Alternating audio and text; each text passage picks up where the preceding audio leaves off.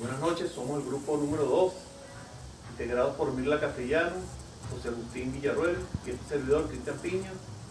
En su proyecto de Derecho Civil vamos a abordar en la teoría general de la responsabilidad civil las diferentes clases de obligaciones.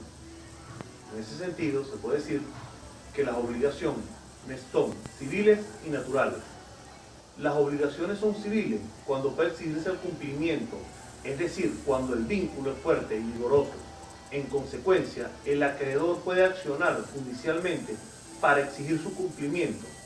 Las obligaciones naturales, por el contrario, son las que, fundadas solo en el derecho natural y en la equidad, no confieren acción para exigir su cumplimiento, pero que, cumplidas por el deudor, autorizan a retener lo que es dado en razón desde ella desde la antigüedad. En Grecia, pensemos en la Antígona de Sofocles, se ha admitido la concesión de un orden jurídico válido para todos los pueblos y épocas superior a las persistentes, aun contraviniendo las normas positivas consagradas por los gobernantes. En la República de Cicerón se consagraba que la ley es la razón suma, ingénita, en la naturaleza, que manda lo que debe hacerse, pero que a su vez prohíbe lo que debe evitarse.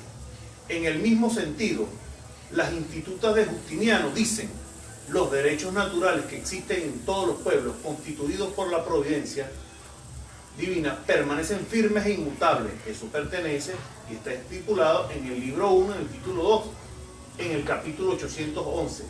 Es el criterio sostenido por San Pablo en la epístola a los romanos, en la Biblia 2, 14 al 15, donde expresa: la ley natural es escrita, la que Dios graba en nuestros corazones.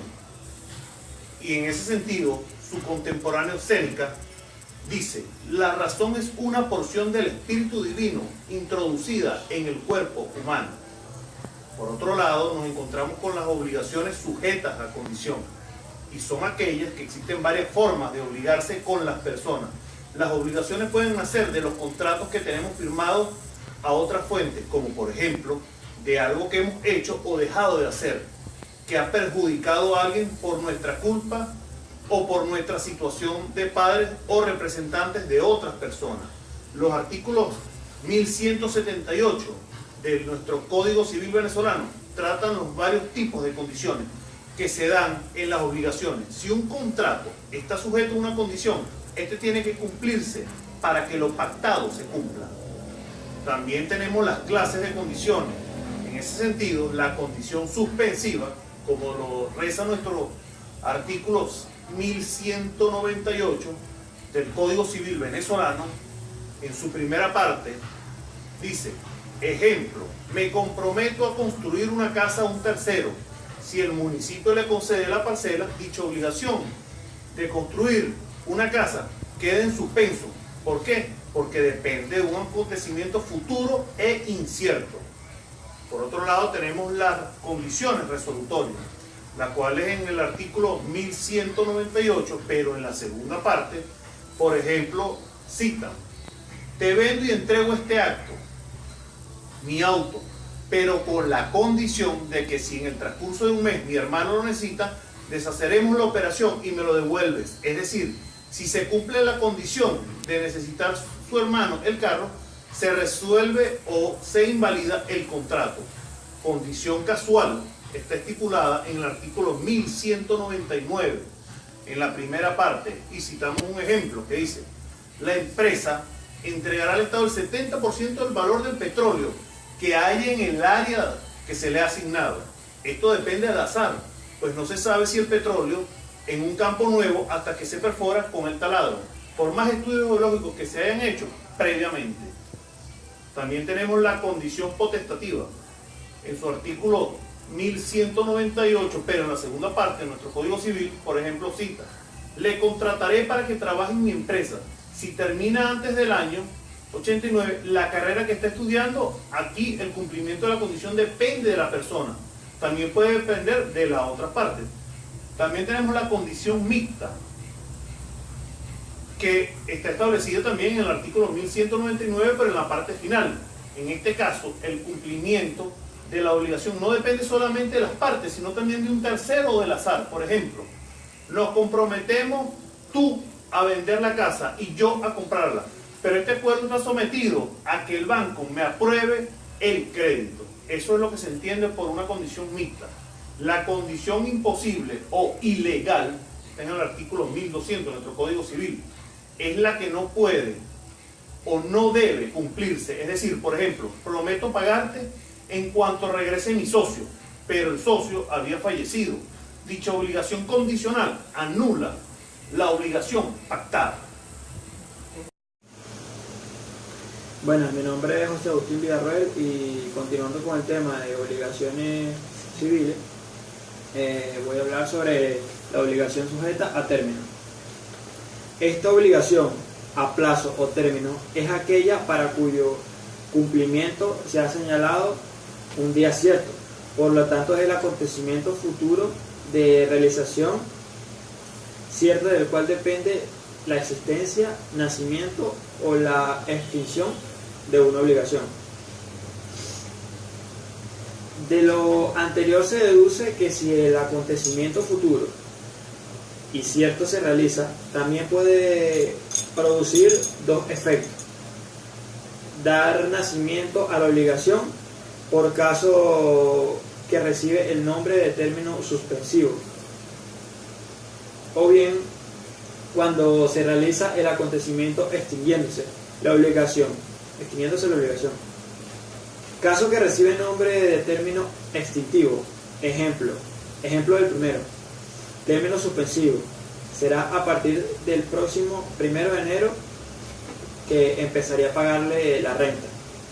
En este ejemplo queda claro que hasta que no se realice el acontecimiento llegado el 1 de enero, no nace la obligación. Lo que hace nacer es precisamente la llegada del 1 de enero, y solo a partir de entonces se podrá exigir el cumplimiento de la obligación. Pagar la renta, arrendamiento, con duración de 1 año, al realizarse ese acontecimiento futuro, inevitable, el momento en que se cumple el año. Cesará toda obligación para las partes, se extingue la obligación.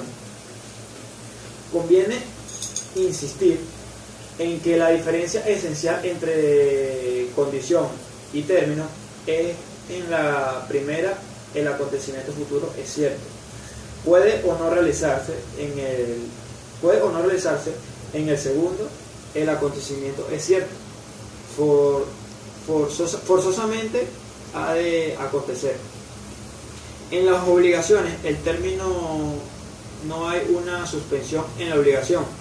Se sabe que hay que cumplirla con señalamiento del día o época en su ejecución o extinción, según lo establecido en el artículo 1211 del Código Civil venezolano. Por ejemplo, compro hoy y le pagaré en 5 días. Esto se conoce como acordar o estipular una obligación a término o a plazo. En estas obligaciones la obligación existe y es firme. Lo único que pasa es que el día de su cumplimiento. Buenas, mi nombre es Mirlail Castellano y voy a continuar con el abordaje de las clases de obligaciones civiles. En este momento trataré sobre las obligaciones conjuntivas, alternativas y facultativas. En relación a las obligaciones conjuntivas, se puede decir que el objeto de esta se refiere a los contenidos de la prestación y el deudor, donde para liberarse de la obligación, éste debe entregar todos los objetos a los cuales se refiere la obligación. Por ejemplo, tengo la obligación de entregar una mecedora, un sofá y una lámpara porque los he vendido por un precio determinado. Mi obligación no se extinguirá hasta que haya entregado todos los objetos contenidos en la prestación. El acreedor tiene el derecho de exigirme todos los objetos contenidos en la prestación. En la obligación, el acreedor tiene el derecho de exigirme todos esos objetos. En la obligación conjuntiva, llamada también acumulativa, no hay facultad ninguna de elección. Debo 3 objetos, debo entregarlos todos.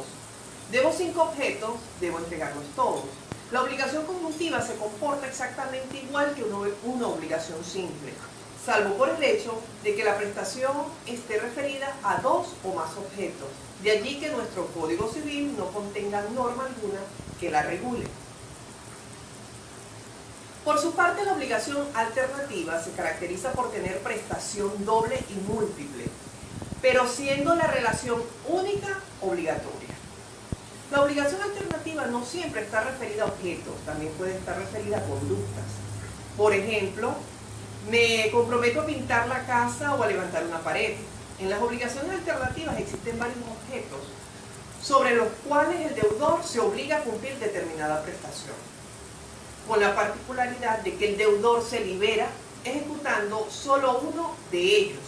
Por ejemplo, me obligo a pagar 4 millones de bolívares o a entregar tal automóvil o a reparar y pintar tu casa. En este caso, la doctrina afirma que todas las prestaciones están in obligationem, puesto que el deudor debe cumplir cualquiera de dichas prestaciones, pero solo una de dichas prestaciones está in solutionem, puesto que el deudor se libera cumpliendo una sola de ellas. El deudor cumple entregando determinado automóvil o 4 millones de bolívares o reparando y pintando la casa del acreedor. Las obligaciones facultativas. La obligación facultativa tiende a confundirse con la obligación alternativa. En cuanto en esta, me refiero a la facultativa, el deudor tiene la facultad de elegir entre 2 o más objetos con cuál de ellos desea cumplir. Sin embargo, existen marcadas diferencias. La obligación facultativa, llamada también obligación con facultad alternativa, se caracteriza en cuanto es solo uno el objeto debido, pero las partes han convenido para el deudor la posibilidad de libertarse de su obligación o liberarse de su obligación entregando un objeto distinto previamente señalado. Por ejemplo, mi obligación es entregarte este caballo, pero podré liberarme de mi obligación entregando esta vaca. De allí que se diga que un solo objeto está en la obligación y 2 en el pago. Bien, las obligaciones conjuntas o mancomunadas, solidarias, divisibles e indivisibles. Las obligaciones conjuntas o mancomunadas, por razón de los sujetos, las obligaciones se clasifican tanto en conjuntas o mancomunadas y en solidarias. Las obligaciones conjuntas o mancomunadas, el carácter de ellas proviene de que nacen de un mismo actor jurídico, o mejor dicho, del mismo acto jurídico o de una misma disposición legal. En las obligaciones conjuntas o mancomunadas, en las cuales hay varios acreedores o varios deudores, cada acreedor tiene el derecho de exigir del deudor solo su parte en el crédito y cada deudor está obligado solo por su cuota hacia el acreedor, en oposición a las obligaciones solidarias, en las cuales, si se presenta bajo la forma de solidaridad ante cualquier acreedor, puede cobrar el deudor por el todo. Y a la inversa, si la solidaridad es pasiva, el acreedor puede cobrar a cualquier deudor el todo. En las obligaciones conjuntas o mancomunadas, la obligación se divide entre los distintos sujetos, o sea, si hay un solo acreedor y varios deudores, el acreedor puede cobrar a cada deudor solo por una cuota correspondiente. Si hay varios acreedores y un solo deudor, cada acreedor no puede cobrar sino por su parte del crédito. Por su parte, las obligaciones divisibles e indivisibles se derivan de la naturaleza del objeto de las mismas y del cumplimiento o ejecución de las prestaciones que constituyen ese objeto. Existen obligaciones que son divisibles porque su objeto es susceptible de cumplirse por partes, porque su objeto puede dividirse. Así ocurre, por ejemplo, con las obligaciones que tienen por objeto el pago de una suma de dinero. Si una persona deuda 20 millones de bolívares, la obligación puede ser ejecutada en partes, bien en 2 cuotas, una de 10 millones, o en 4 cuotas de 5 millones cada una.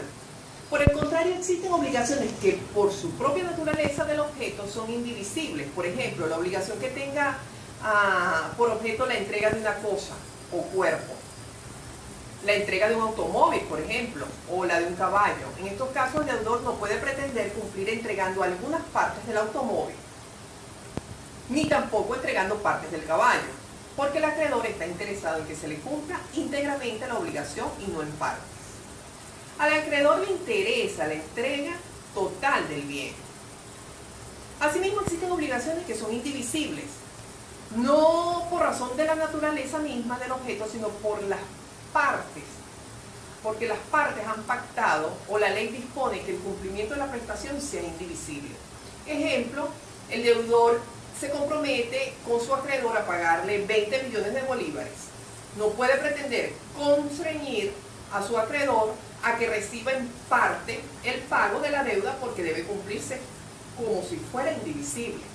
Y esto está plasmado en el artículo 1252 y 1291 del Código Civil venezolano.